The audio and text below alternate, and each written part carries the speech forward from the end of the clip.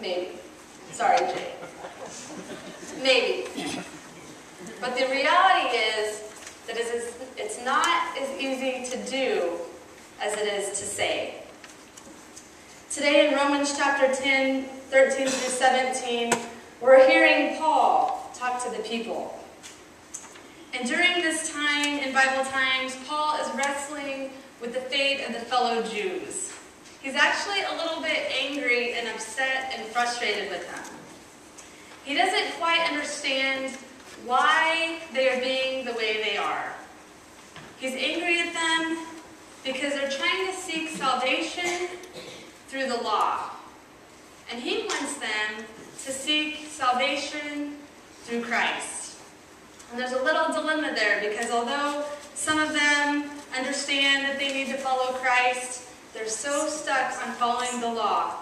And he's trying to show them that you can have the law and you can have Christ, and that they can go hand in hand, and you can have them both, but you can't do one without Christ in the middle.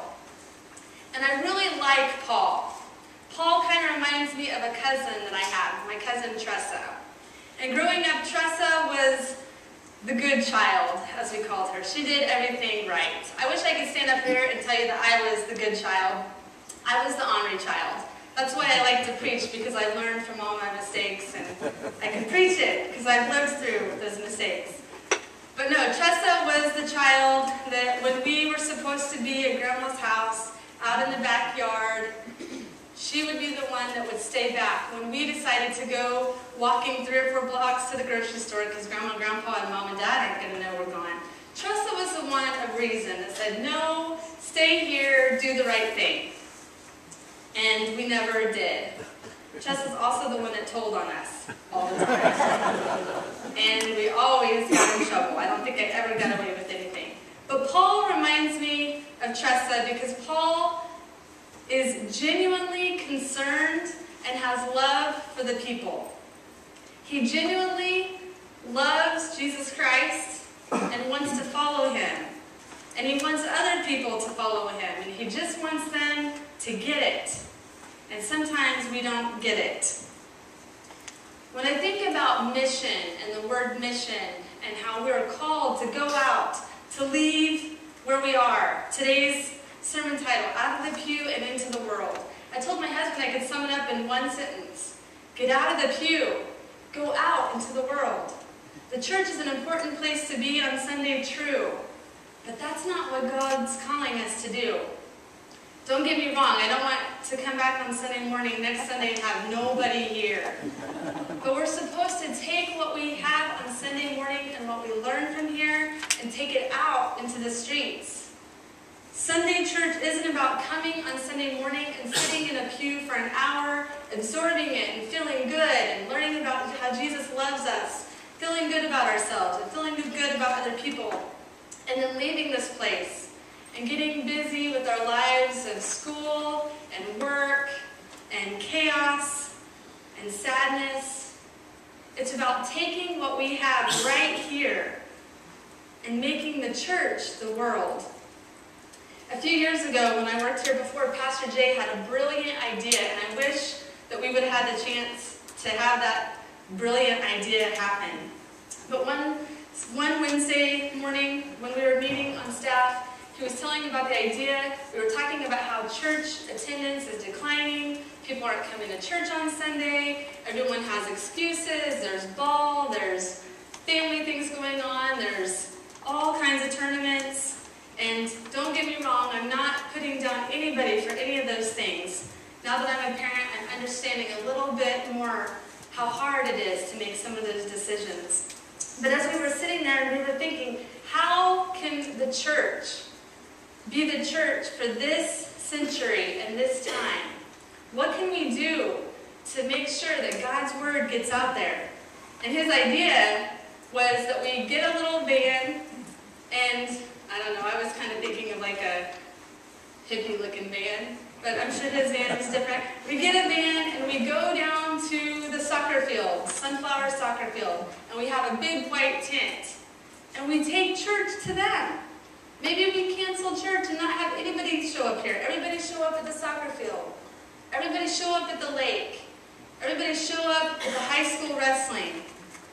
Can you imagine? Some of you, I'm seeing some looks like, oh, I don't know if I like that idea. But that's what Jesus was calling us to do. Don't get me wrong, it's important to have this church. I love this church. I love being in the sanctuary and seeing this cross. I love being with all of you. I love knowing that I can come in here when I've had a really bad week, and I can know that I can tell all of you, and I can bare my soul to you, and you will love me, and you will accept me, and you will embrace me. But we're not supposed to just embrace those that are right here in our circle. We're supposed to go out and help others. Growing up, the word evangelism, oh, I hated that word. Anybody else, when you think of evangelism, I thought of those tele-evangelists. Not the good ones, but the really, really bad ones that got up there, and it was hell and damnation, and you better do this, or you better do that. Where I thought, no offense, but to the door-to-door people, going door-to-door, and as a child, I hated the idea of doing that. Evangelism sometimes has a bad connotation and a bad feeling. But God called us to be evangelists. God calls us to leave our place here, to go out, go to your work and tell people about God. Go to your schools. Go out, do mission. This weekend, I had the opportunity to be at an event yesterday, Friday and Saturday. And it was a youth training. And it was all about how to get the youth involved and how to keep them in the church and how to get people in the church and how to keep families in the church. But part of it, there was this band that's called the Museum, and they were one of the main bands. And of course, youth trainings are just like youth events. The bands are wild, and it's got the guitars going, and the drummer guy is going crazy. But during one of their breaks, he was talking about a recent trip they took to Wales for a mission trip. And Wales isn't like here in Kansas, or even in the Midwest, where we have churches on every corner. It's not like that at all. You have to go pretty far for church. And he was talking about how Christianity is a little harder for people over there. And so they spent the week doing mission and building houses and getting to know people. And one of the things that they did is, the other part of it is these churches are really empty. And so part of what they did is they would have these concerts, and then at the concert they would say, on Sunday morning we're going to get 3 or 4 churches together, come and worship. And they talked about when they got there on Sunday, they were so excited. They had 3 or 4 churches that were combining into a service in this giant cathedral. Well, if you can imagine, it was a giant, huge cathedral. Beautiful. Probably could see several thousand people. And they get there and they're all excited and they're all pumped up. And they go out onto the stage and there's 30 people. 30 people, which was a combination of 3 churches plus of everyone they had talked to.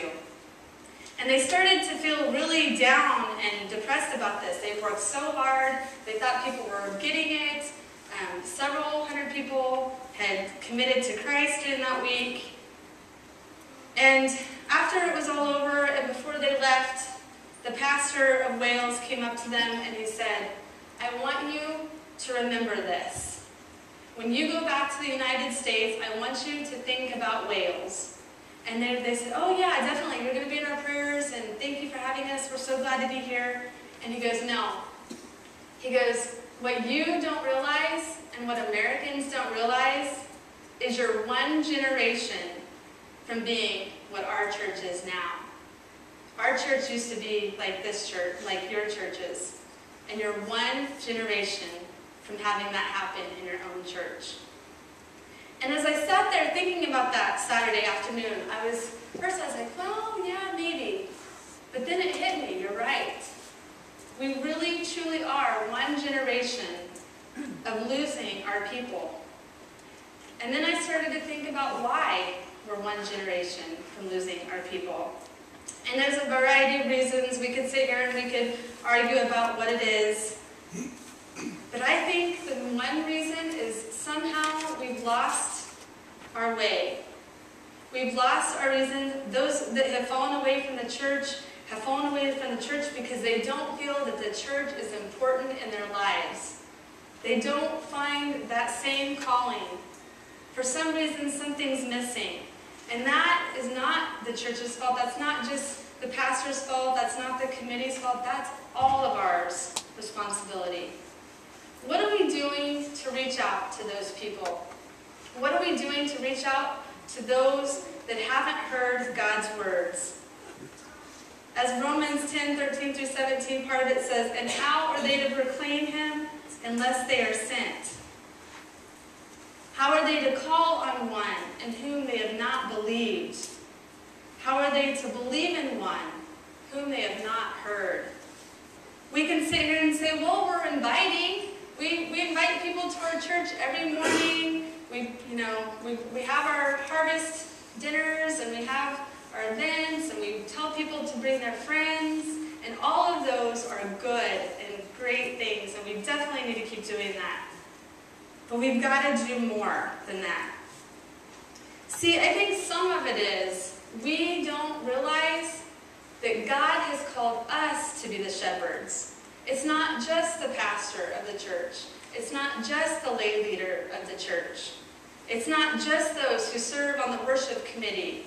God calls each of us where we are at each day.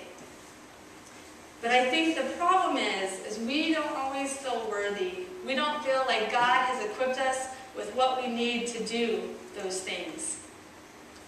Jesus loved people, and he met them where they were. But he didn't leave them where they were. And people right now need healing. I'm thinking of a time a few years ago I took a countryside group to Chicago. And before I begin that, I will say, just the fact that I took a group of youth to Chicago caused a lot of nervous parents. They were really, really nervous. I didn't know if I was going to live through that myself, actually. And they were rightfully scared and worried because we were going to a city that they weren't familiar with. It's one thing to take kids to the rescue mission in Topeka, which some parents would have a problem with that, probably. But it's another to go to downtown Chicago. And we stayed in a church in downtown Chicago connected to a center that had a rescue mission to it. And parents were worried, and parents were nervous. And one of the things that we did there to add to the nervousness was we were supposed to remove gang graffiti one day. And I'm not going to lie, even myself, who considered myself pretty brave, I was a little nervous about that too. But I kept telling the kids, no worries, all the bad people are asleep now. They're getting their rest for the next day, we're okay. And I just kept praying to God, please God, let us be the hearts and the hands and the minds to do good. Help us to help other people, but God, more importantly, help me to open up my heart and help me see and learn from this too. And we made it through okay. I will say that one night while we were sleeping, we heard gunshots. And we didn't really think much about it because we're in Chicago, but being from Kansas, we kind of got a little nervous about it, but we were locked in our place. The next day we went walking around the town, and there was a couple, and they were walking a dog, and anytime there's a dog, the kids gravitate towards the dog. And they start talking to us, and they ask questions, and they see that we're helping, and we've been there for 4 days, and they're thanking us. And then they said, well, did you hear those gunshots last night? And the kids and I are standing there like, yeah, we heard them. And he points over across the street. He said, it happened right over there. And there was a young man, probably the age of the youth, and he went to go see his grandma, and he was a gang member, and the gang members drove by, and they shot him. And the kids and I just kind of stood there. And later we talked about it because we hear about that happening all the time. You turn on the news, whether it's here or Topeka, Wichita, Detroit, Chicago. But they looked over there and they just kind of kept staring to think that they were that close to something bad happening. That's how close we were to all that. On the way home, One of the things I had the kids do on the way home is we packed lunches and we went to a park. And it was this little river park on our way home. And we're sitting there and we're eating, and it's our last day, and we're starting, and we've got these sandwiches. We have turkey sandwiches and ham sandwiches. We had the buffet. Me being the mom of the group, I made sure we ate well on this trip. And we had little cups of fruit, you know, the little ones that come in the little steel little things that you pop the top off. And we're sitting there eating, and we look over, and there's this man. And we noticed that there was a police officer in this park too, and he's kind of walking around. And this man, who obviously was homeless, it was probably 75 degrees out, and he had 4 or 5 layers of clothes. He had gloves on, he had a backpack, and he was sitting over by the statue. And when the police officer would walk by, he would kind of like rotate around the statue because he didn't want to be seen. It was obvious to us that he didn't want to be thrown out of the park. And so we're sitting there and we're eating, and we're talking, and I'm kind of lost in conversation. And then 2 of the girls come up to me and they say, "Stephanie, don't we have a lot of food left?" And I said, "Yeah, we have a lot of food, and eat up, you know, I'm not really paying attention." And they said, "Can we go feed that guy? I think that guy's hungry." And I stopped for a minute and I looked at kind of what we had, and I said, "You know, yeah, let's go feed, let's see if that guy wants something to eat." And so, without hesitation, which was really shocking to me, being youth, without hesitation, they loaded up this plate, and you would have thought that they were making a 5-course meal for the guy. They're like, "Paul, do you think he wants turkey, or does he want ham, or does he want bologna?" So they had 3 sandwiches there, they had bags of chips, they had fruit, he had 3 bottles of water, and 2 things of pop and lemonade. And they get this plate together, and then they're like, "Oh, well, we don't have mayonnaise." I said, "I think the guy's going to be okay. I think he's going to be good with mayonnaise." So they said, "Well, Stephanie, will you go with us? Because first we thought that we would just send you, but now we want to go talk to this guy." And I said, "Okay." I said, "Well, what are we going to say?" "Well, Stephanie, you're the youth leader and you're the youth pastor, so you just do all the talking and we'll just nod our head."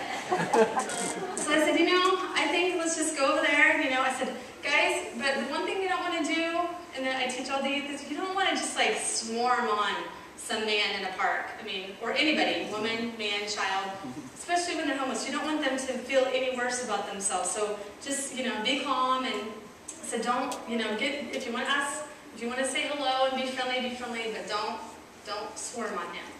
And so we get over there, and right before we got there, Krista goes, "Never mind, I think I want to do the talking." So she takes the plate, and we kind of walk up, and the rest of us, 2 of us, not all of us, but the 2 others were kind of back behind. And so we go up, and she goes, Sir? And first he's kind of ignoring us, and he's kind of talking to himself, and I'm just like, "Please God, let this not be a bad idea." And she goes, "Sir, would you like something to eat?" And he doesn't say anything. And just as I'm getting ready to say, "Okay, maybe this, you know, we'll just leave the plate and we'll go and we'll say, you know, God bless you, you're in our prayers, we'll walk away," he turns and he says, "Who are you talking to? Are you talking to me?"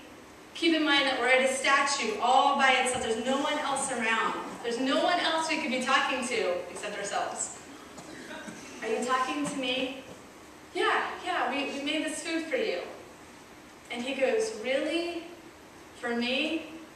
He's like, "You're not scared of me?" And then Krista, being honest, goes, "Well," and I said, "No, we're not scared of you." And we presented the food, and we said, "You know what? We've been on a mission trip all week, and we've been learning to give and to help other people. And we don't know if you even have had food, but here's a plate of food from Countryside United Methodist Youth, and we just want you to know that you're in our prayers, and that we're thinking about you, and that we love you." And we gave him the food, and he just kind of sat there for a minute, and we were getting ready to turn around.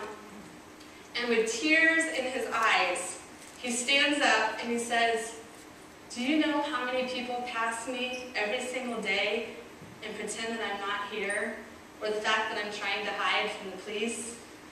Do you know how many people just keep on walking?" And so they sat there for a minute, and he said, God bless you. He's like, I pray to God every single day, and I know that I'm blessed. He's like, but I hope that God gives you half of the blessing that God's given me in my life. And we just said, okay, thank you, and we kind of walked away. And later they were talking, and they're like, Stephanie, how does that guy, what do you mean blessing? We're more blessed than him. We've got food, we've got shelter, we've got friends, we've got all of this. And he doesn't have any of that. But that's not the way he saw it. See, God wants us to go and to find those people. And sometimes it can be scary. And sometimes it can be uncomfortable. And sometimes we can pretend that they're not even there. And people need healing. And remember something. Part of the reason we're afraid to do it is because we feel like we have to save them. We feel like, what happens if we fail at it? Or, Jesus, no, God, I'm not going to do that because I'm not called to do that. But the reality is every bit of who you are, God already knows. God made you who you are. God expects you to use whatever gifts and graces you have. And we have no excuses. No excuses. We're too young. No excuse. We're too old. No excuse. I've done my time. I don't need to do that. It's time for someone else younger. Have you heard these before? I've done my time. No excuses. It doesn't say in the Bible, go out and do work, and then at the age of 55, go retire, and you're done. And just keep reading the Bible and showing up on Sunday. And I'm not trying to be rude. I'm just very, very compassionate. God is calling all of us. And as we leave here today, I want you to think about what you can do in your life. Am I asking you to sign up and go to Chicago and stay downtown with all that around? No. Am I asking you to go to Haiti or Africa? No. But if you want to go, let me know, because I do. I'm asking you to find people in your lives to have relationship, even if it's with one another. Even if it's starting out with someone in this church. The young people, the Facebook thing.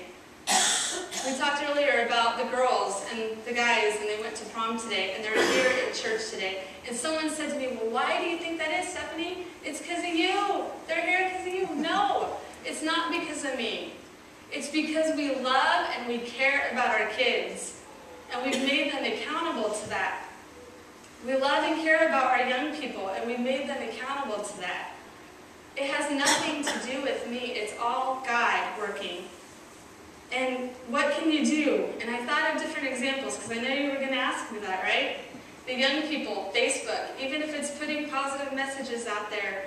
I'm always known for getting on Facebook, and when the kids are doing something, if they're having a bad day, and you see that on Facebook, youth, get on Facebook and get a hold of that person and say, you know what? I'm sorry you're having a bad day. I care about you and I love you, and if you want to talk, I'm here. I do it every single day, and the kids do it too. And older adults, you may not be on Facebook, but what are things you can do? Love our kids and our youth. Get involved in their lives. Show up at their games. Show up here in church and talk to them. I'm going to challenge all of you to get a little bit more involved with our kids here. And one of the things that I thought of that I really want to incorporate is our 7th graders. As they come into 7th grade, wouldn't it be awesome if we had an adult in our church that mentored them from 7th grade through 12th grade, that would send them little, you don't have to do anything big, just send them little notes during the week saying you're thinking about them. Wouldn't it be awesome if you followed them from 7th grade to 12th grade? Do you think there might be a chance they'd stay connected to God and the church? And even if it's not this church, maybe another church, or at least to God. Think of things that you're doing in your lives. Wherever you work, there are people that you pass every single day. There are people that want to know who God is. And there are people that will tell you that they don't want to know who God is. But maybe it's because it's the way we portray who God is. And what we can do in our lives is to love people, meet them where they're at, and go from this place and help others. So that's it. Out of the pew, into the world. Do I want you here on Sunday? Yes. But take what you learned on Sunday mornings and take it to where you are. And I promise you that God is in all of that. God made you who you are to be the shepherd. He's already saved us. He's already saved them. They just need a shepherd to find their way. Will you pray with me?